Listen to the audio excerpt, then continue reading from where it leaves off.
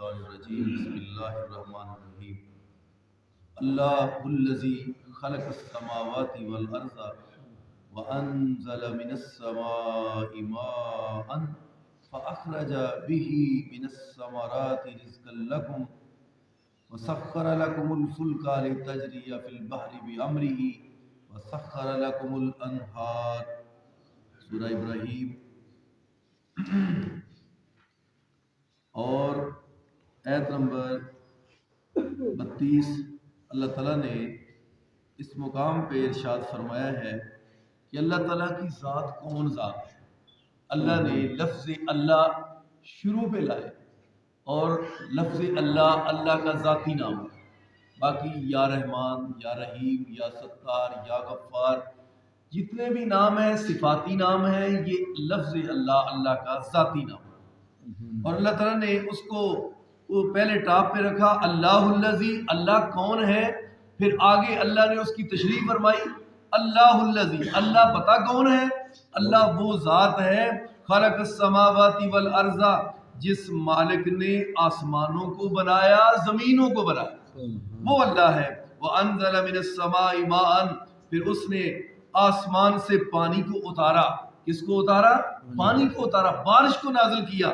فاخرج به من الثمرات، پھر اللہ نے زمین میں سے پھلوں کو تمہارے لیے بطور رزق کا پتہ چلا کہ جو اللہ یہ بتا رہا ہے کہ میں اللہ ہوں اور میں نے بارش نازل کی ہے، ساری کائنات مل کے، کل جمعے میں یہ بات آئی ہے نا، ساری کائنات مل کے بھی بارش کی ایک بوند بھی گرا سکتی نہیں۔ اور کعبۃ اللہ میں جب کافی عرصہ ہو گیا بارش نہیں ہوئی تو نماز استسقاء جب ادا کی گئی تو میں آپ کو بتانا چاہتا ہوں اللہ تیری رحیمی اور کریمی پہ میں قربان کیوں نہ جاؤں، جب ابھی نماز استسقاء مکمل نہیں ہوئی عرش والے نے آسمان سے رحمت کی بارش نازل کی، اور پھر اتنی بارش آئی کہ دیکھیں اخبارات میں بھی آیا، میڈیا پہ، کہ مکہ مکرمہ کے اندر پانی ہی پانی ہو۔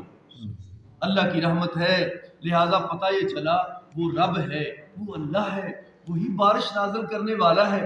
اور جو آسمان سے بارش کو رب نے یہ بخارات اٹھتے ہیں جا کے اللہ اس کو ان کو سنبھالتا ہے، ان کے اندر ٹنوں کے حساب سے پانی ہے، جب ضرورت پڑتی ہے اللہ ان کو دھکیل کے وہاں لے جاتا ہے، وہاں بادل کا ٹکڑا برستا ہے اور مردہ زمین کو عرش والا رحمان زندہ کر دیتا ہے۔ اللہ نے فرمایا کہ میں اللہ ہوں، میں نے آسمان سے پانی کو اتارا، فاخرج به من الثمرات رزقا لكم، پھر میں نے پھلوں کو بطور رزق تمہارے لیے اگا دیا، زمین سے نکالا۔ وسخر لكم الفلك لتجري في البحر، اور میں نے تمہارے لیے مسخر کر دیا کشتی کو، بامر، اللہ کے حکم سے، سمندر میں، دریا میں۔ اللہ کا حکم نہ ہو تو کشتی کبھی پار جا سکتی نہیں۔ کشتیوں کو چلانے والا کون ہے؟ اللہ۔ اور ملا بھی اس وقت جب مشکل گھڑی آتی، ملا کہتا ہے ادھر کوئی کام نہیں آنا، ادھر دل سے پکارو، کہو اللہ ہے میرے اللہ، بسم اللہ مجریہا و مرساہا ان ربی لغفور الرحیم، یہ پڑھنا ہے کشتی کے اندر بیٹھ کر۔ اور اس وقت انسان کی حقیقت جو ہے اس کو پتہ چلتا ہے، اس وقت پتہ چلتا ہے، اس وقت جب دل سے کہتا ہے کہ اللہ میرے رب، اب اگر تو نے یہاں ہی غرق کر دیا تو کون بچانے والا؟ کشتیوں میں پار لگانے والا اللہ ہے۔ بڑی بڑی چھت جتنی اونچی موجیں آ رہی ہیں، انسان سمجھتا ہے بس ابھی گیا، لیکن اللہ تعالیٰ انسان کو ڈراتا ہے کہ میرا بندہ اب ہی مجھ کو پکار لے تو مجھ کو راضی کر۔ وسخر لكم الفلك لتجري في البحر بأمره وسخر لكم الانہار، اس نے لیے تمہارے لیے دریاؤں کو اور نہروں کو، سمندروں کو مسخر کر دیا۔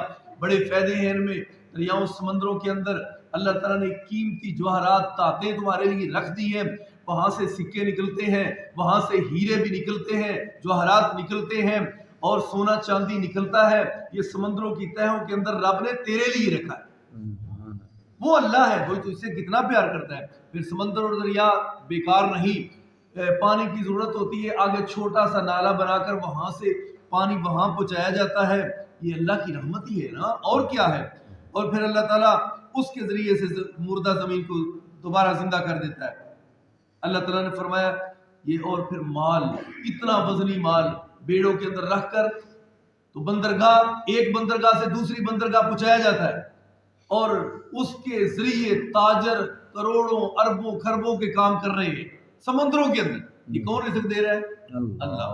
اللہ اپنی پہچان کروا رہا ہے۔ اور پھر اللہ تعالیٰ نے ایک اور مقام پہ بھی سورہ بقرہ کی آیت نمبر 29 کے اندر اللہ نے فرمایا وَالَّذِي خَلَقَ لَكُم مَّا فِي الْأَرْضِ جَمِيعًا، وہاں بھی اللہ تعالیٰ نے وضاحت فرمائی۔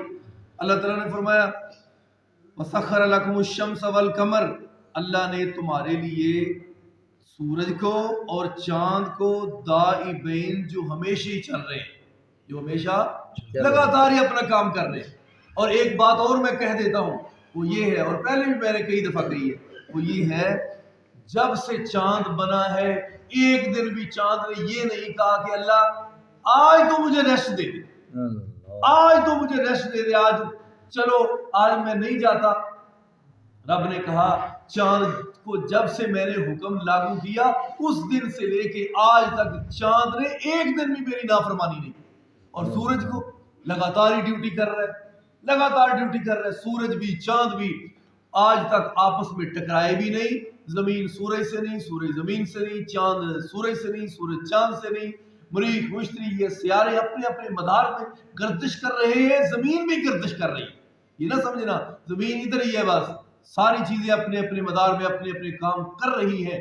اور پھر حیرت ہوگی آپ کو کہ چاند کا، سورج کا، ستارے ایسے ایسے بڑے بھی ہیں، ایسے ایسے بڑے ستارے ہیں جو سورج سے بھی بڑے ہیں۔ آپ سمجھتے بس اتنا سا ستارہ میرے ذرا، اور پھر اگلی کمال کی بات یہ ہے اللہ تیری وسعتوں کمالات میں میں قربان جاؤں اور حیران ہو جاؤں، میری تو عقل بھی کام نہیں کرتی جو تیری قدرت ہے۔ کروڑوں کا فاصلہ ہے، کروڑوں میلوں کا فاصلہ ہے آپس میں، ایک دوسرے کے سیارے جو فاصلہ رکھتے ہیں یہ کروڑوں کا فاصلہ ہے، آپس میں ٹکراتے بھی نہیں۔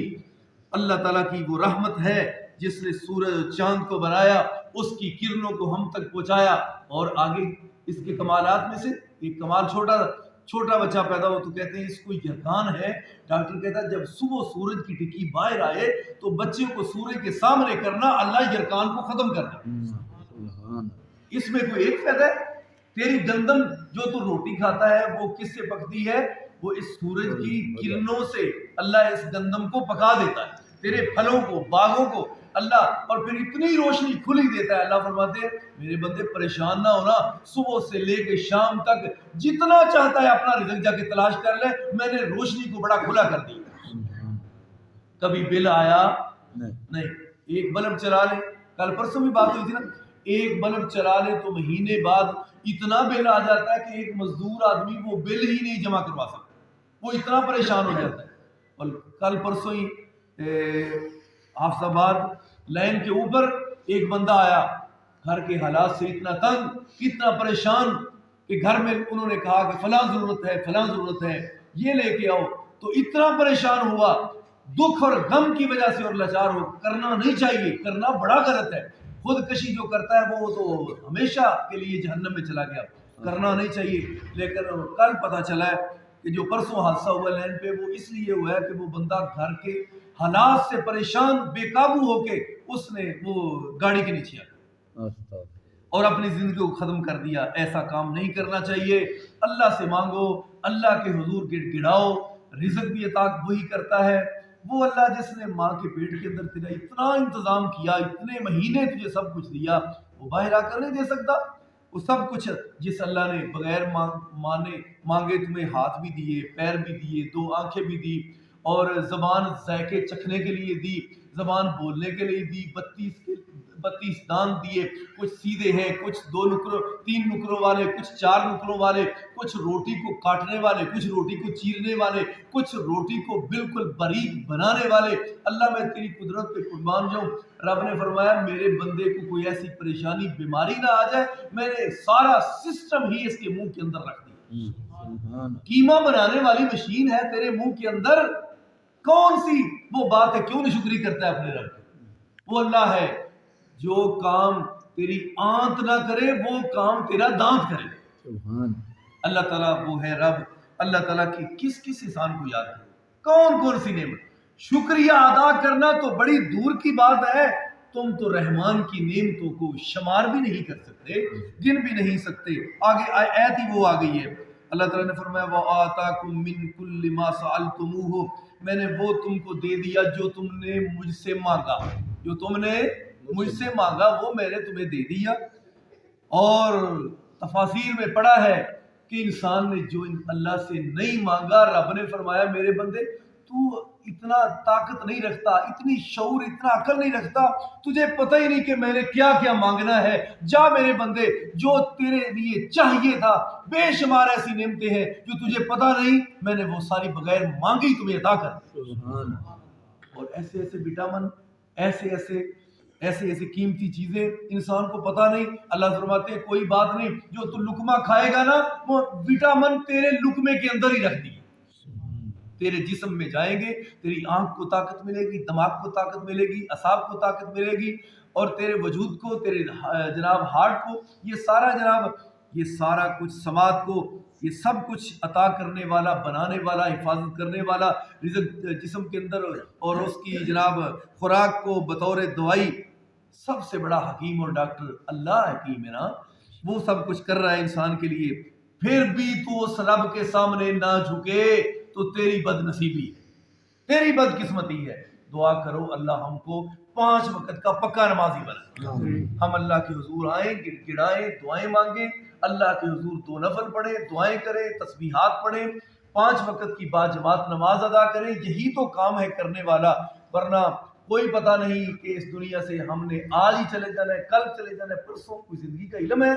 لہٰذا مختصر زندگی ہے، عارضی زندگی ہے، ہمیشہ کا گھر ادھر نہیں، حافظ آباد کے اندر نہیں، حافظ آباد کے اندر نہیں آپ کا گھر، آپ ادھر مہمان ہیں، مسافر ہیں، مسافر خانے میں بیٹھے ہیں اور ہمارا سفر جاری ہے، کوئی پتہ نہیں منزل جدھر اسٹیشن آنا ہے ادھر گاڑی کا سٹے ہونا ہے اور ہم نے وہاں اتر جانا، کوئی پتہ نہیں کسی کو۔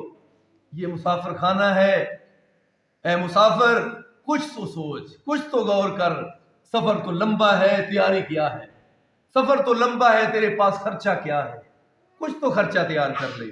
رب نے فرمایا وَإِن تَعُدُّوا نِعْمَتَ اللَّهِ لَا تُحْصُوهَا، اللہ نے اتنی تمہیں نعمتیں دی ہیں، اگر تم شمار کرنا چاہو تو تم تو گر بھی نہیں سکتے۔ ان الانسان لظلوم کفار، مبالغے کا صیغہ کفار کہا گیا آگے۔ رب نے فرمایا انسان بہت زیادہ ناشکرا ہے، بہت ہی زیادہ کفریہ کلمات زبان سے کہتا ہے۔ اللہ کے سامنے ایسے کفریہ کلمات نہیں کہنے، شکریہ ادا کرنا ہے۔